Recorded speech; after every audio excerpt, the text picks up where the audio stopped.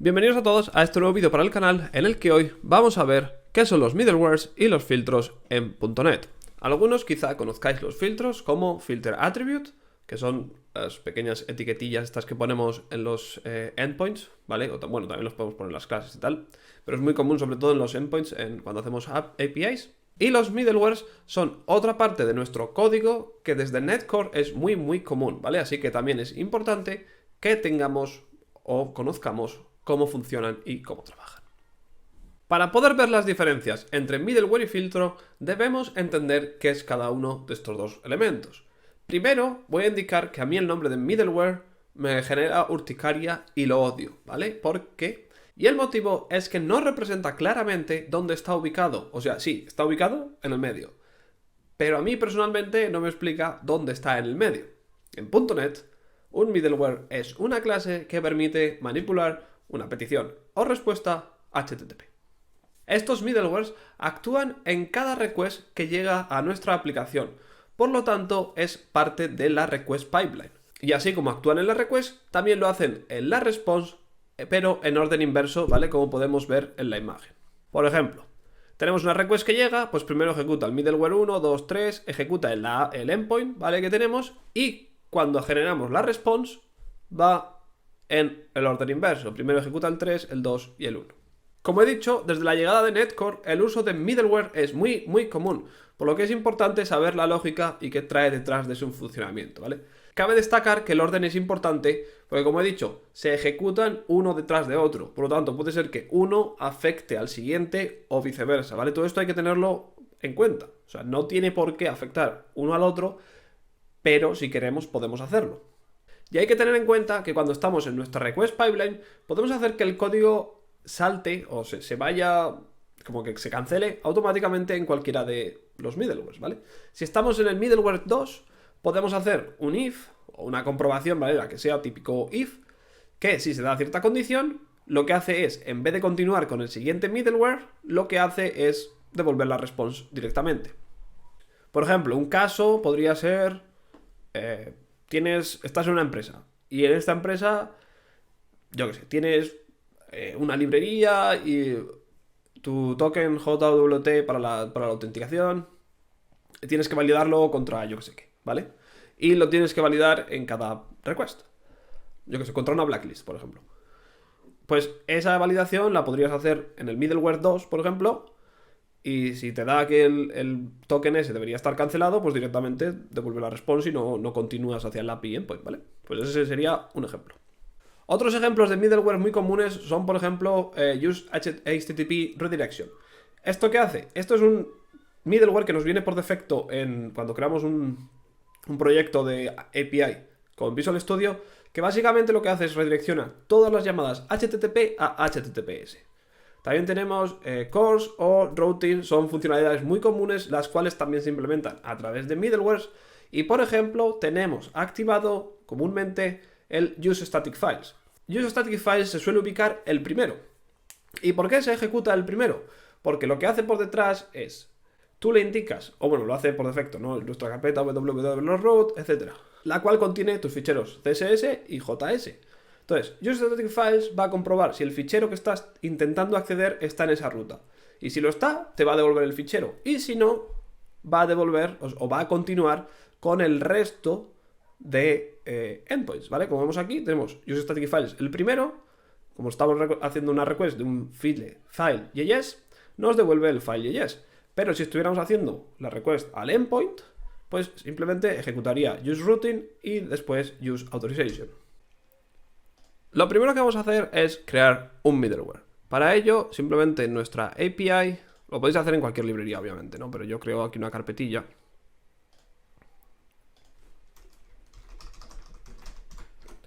Y dentro hago, pues yo que sé, un ejemplo middleware. Class.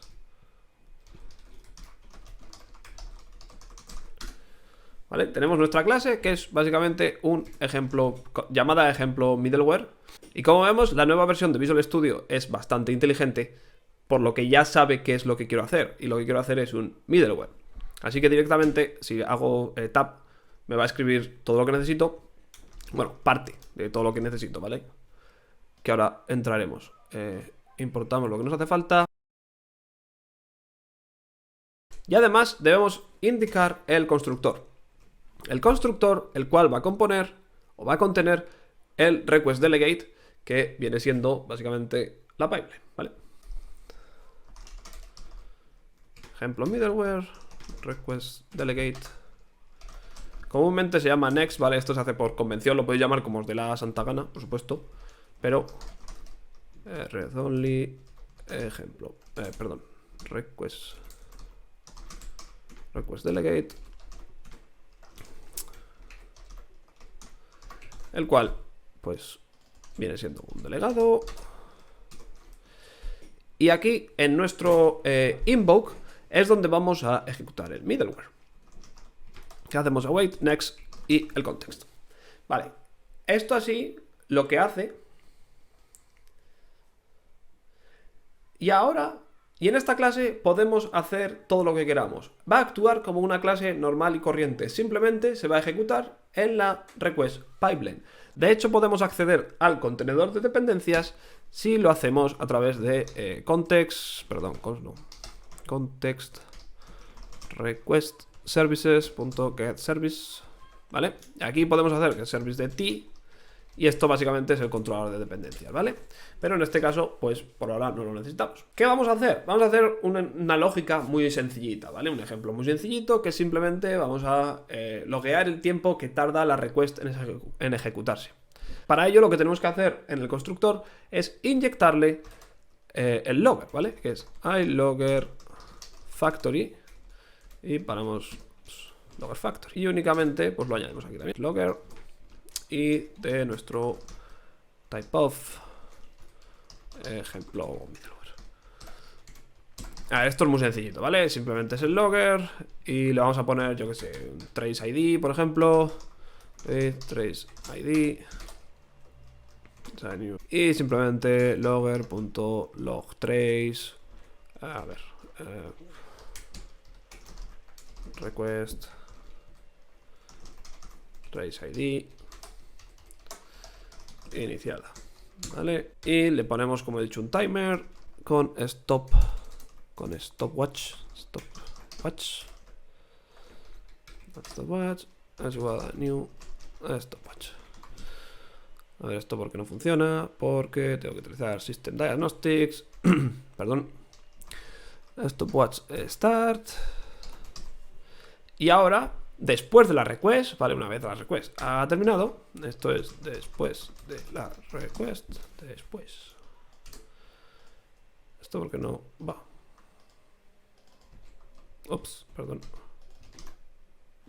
Y ahora, después de la request, lo que hacemos es stopwatch.stop. Y ahora lo único que queda es parar el stopwatch y loguear el tiempo, que yo pues lo tengo apuntado, así que simplemente lo copio y lo pego. Vale, como vemos, paramos el stopwatch y calculamos el tiempo en horas, minutos, segundos y tal. Y al final un log que simplemente nos dice cuánto ha tardado la request. Una vez tenemos nuestro middleware creado, esta es toda la lógica que necesitamos en el middleware. ¿Qué vamos a hacer? Vamos a ir a nuestro startup, a nuestra configure, y dentro de configure tenemos la habilidad de indicar que utilice un middleware. ¿Dónde? Pues básicamente en app.useMiddleware. UseMiddleware y simplemente le pasamos aquí ejemplo middleware. Y esto, ¿vale? Hacemos el using. Como he dicho, van en orden. Esto quiere decir routing y utiliza middleware por detrás.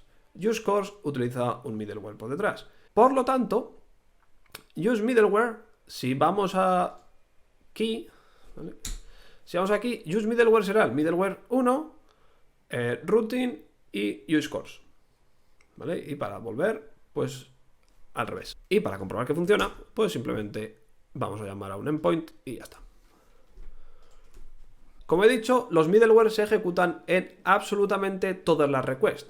Así que da igual si hacemos la llamada al endpoint de justo el input o a cualquier otro que queramos, ¿vale? Perdón, al index o al que queramos. En este caso, home, simplemente devuelve hello world, pues hacemos lo mismo. Si le doy al enter, vamos a ver cómo se para en el breakpoint, ¿vale?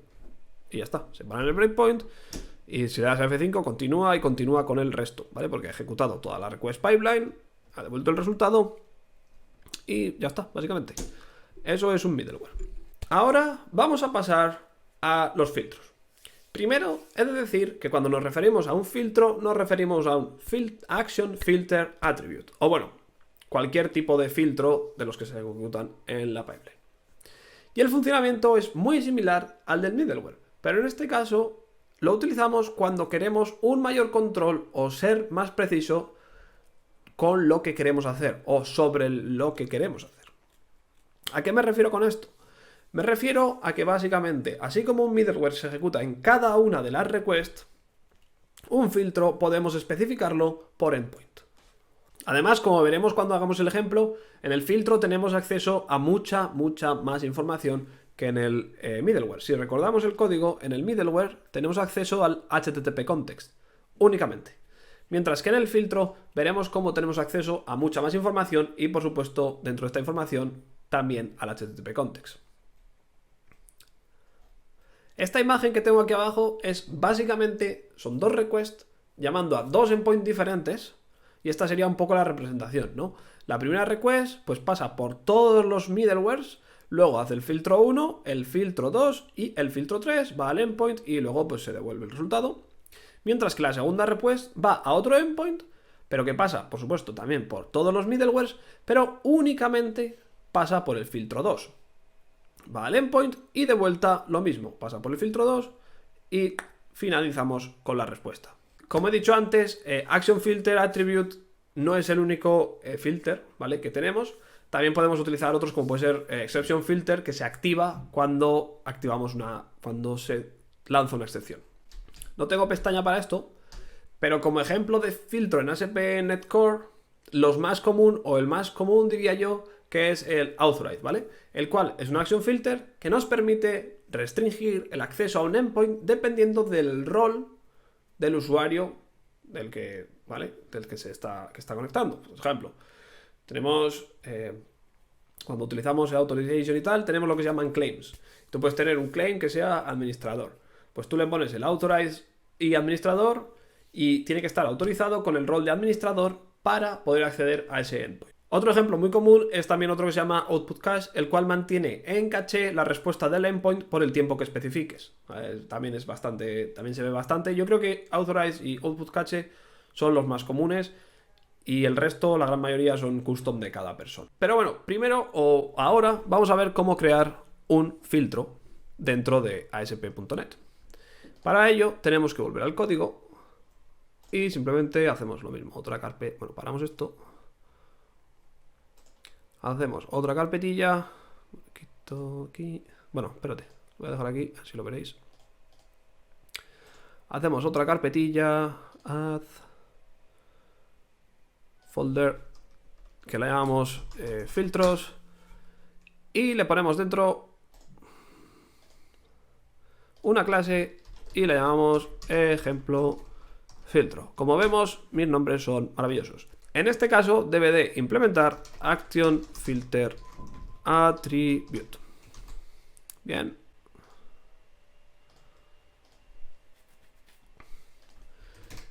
Vale, y vamos a hacer básicamente lo mismo. Vamos a poner private, read only, no, context no.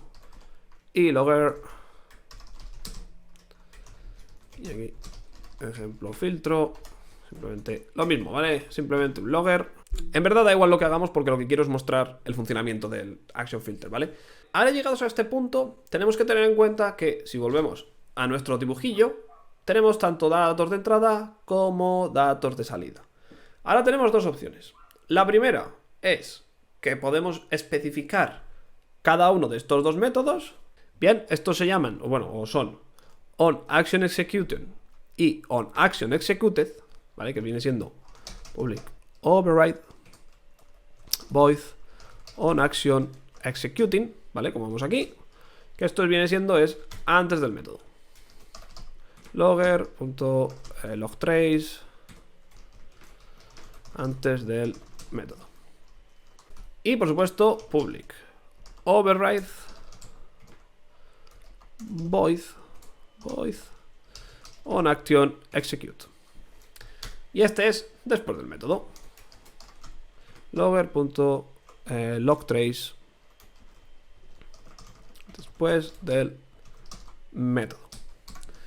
Y esto hará pues lo mismo, pues ejecuta uno en la request y el siguiente lo ejecuta en la response. Y ahora para ejecutarlo, en este caso estamos inyectando, ¿vale? A través de inyección de dependencias, una propiedad. Por lo tanto, no podemos utilizarlo directamente en el controlador, ¿vale? Si intentamos añadir ejemplo filtro aquí, por ejemplo, nos va a dar un error, o debería darnos un error, vale, ahí está, de que tenemos que pasarle el logger, ¿vale? Pero si se lo quitamos, no nos va a dar ningún error. Bien, pero claro, nosotros necesitamos ese logger. Por lo tanto, el proceso es similar.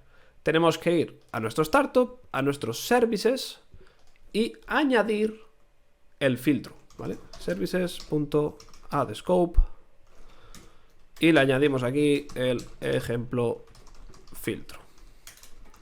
Vale, hemos añadido el filtro. Esto es simplemente si tenemos que utilizar dependency injection dentro del filtro. A ver, hay más formas de coger el logger y tal, pero a mí me gusta hacerlo pues, de esta manera, ¿vale? Pero podríais ponerlo sin nada y luego en el context hacer lo mismo. Context.httpcontext.requestServices, ¿vale? Y de esa forma requestServices.getService. Y de esta forma tendréis acceso al contenedor de dependencias también, pero si lo queréis hacer como si fuera una clase normal, que es la mejor forma de hacerlo, tenéis que hacerlo pasándolo en el constructor, inyectándolo en el constructor. Y para que esto funcione, lo que hacéis ahora es, en vez de ejemplo filtro, se hace aquí service filter, ¿vale? Que ya te viene venido aquí, y haces simplemente un type of y ejemplo filtro, ¿vale? Esto va a ejecutar el filtro. De hecho, vamos a poner un par de breakpoints, simplemente para que lo veáis, y vamos a iniciar nuestra API. Vale, el control es API perfil personal, y aquí pongo Iván Abad, que creo que era, no, netmentor, vale, como vemos ha parado en el middleware. Esto es el middleware, hacemos F5, ha parado en el filtro en onActionExecuting. Continuamos, ejecuta el onActionExecuting.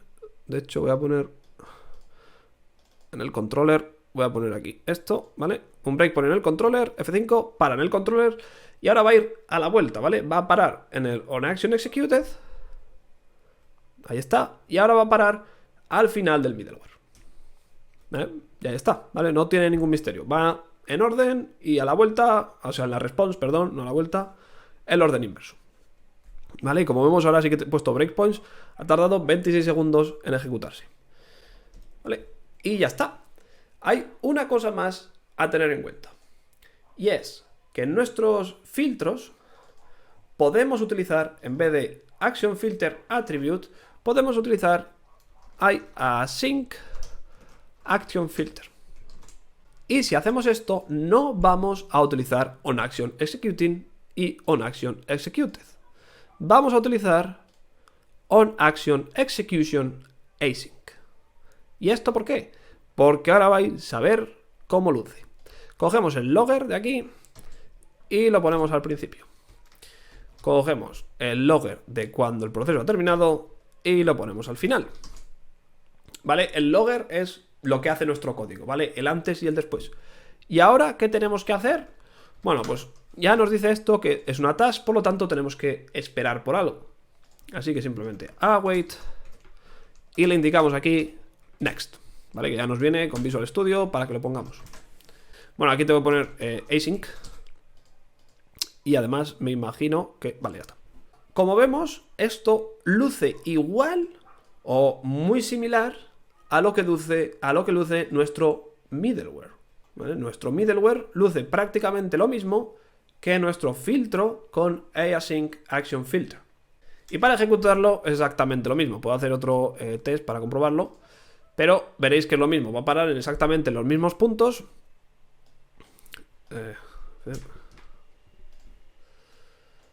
así que no tiene mucho misterio, ¿vale?